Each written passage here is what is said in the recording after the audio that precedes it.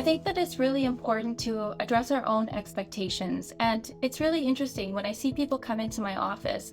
Oftentimes, they might have the expectation themselves that I'm going to weigh them and ask them what they're eating and ask them what they've been doing in the past to manage their weight. And I really want to know, why do they want to lose weight? What's important to them? How do they want to feel? And when we can understand what a person wants to get out of this, what do they want their life to look like, we can then help to guide them to a way that they can start to recognize the other things that are important, not just on the scale.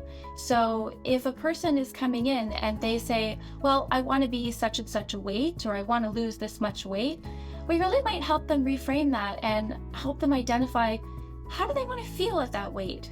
How do you think that is going to improve your life, your quality of life? Will you have better blood sugars? Will you be able to walk up the stairs? Will you be able to crouch down on the floor with your grandkids?